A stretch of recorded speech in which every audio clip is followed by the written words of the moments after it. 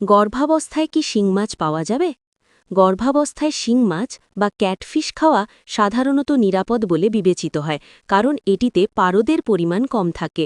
গর্ভবতী মহিলাদের জন্য মাছ খাওয়া উপকারী, কারণ মাছে omega-3 fatty acid, protein, iron এবং অন্যান্য গুরুত্বপূর্ণ পুষ্টি উপাদান থাকে, যা শিশুর মস্তিষ্ক ও স্নায়ুতন্ত্রের বিকাশের জন্য জরুরি। গুরুত্বপূর্ণ বিষয়গুলো: পারদ। গর্ভাবস্থায় উচ্চ পারদযুক্ত মাছ যেমন হাঙর, সোর্ডফিশ, কিং ম্যাকেরেল এবং টাইলফিশ এড়িয়ে চলতে বলা হয়।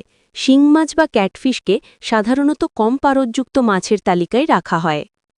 পরিমাণ: চিকিৎসকরা সাধারণত গর্ভবতী মহিলাদের প্রতি সপ্তাহে ৮ থেকে ১২ আউন্স অর্থাৎ প্রায় ২২৪ থেকে ৩৪০ গ্রাম কম পারদযুক্ত বিভিন্ন ধরনের মাছ খেতে পরামর্শ দেন।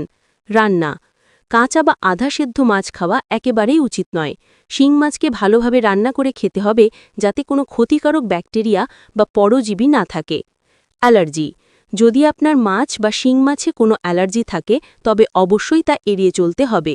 চিকিৎসকের পরামর্শ: আপনার খাদ্যাভ্যাস সম্পর্কে কোনো উদ্বেগ থাকলে বা কোনো নির্দিষ্ট প্রশ্ন থাকলে আপনার ডাক্তার বা পুষ্টিবিদের পরামর্শ নেওয়া সবচেয়ে ভালো। সংক্ষেপে, শিং মাছ ভালোভাবে রান্না করে এবং পরিমিত মাত্রায় খাওয়া যেতে পারে।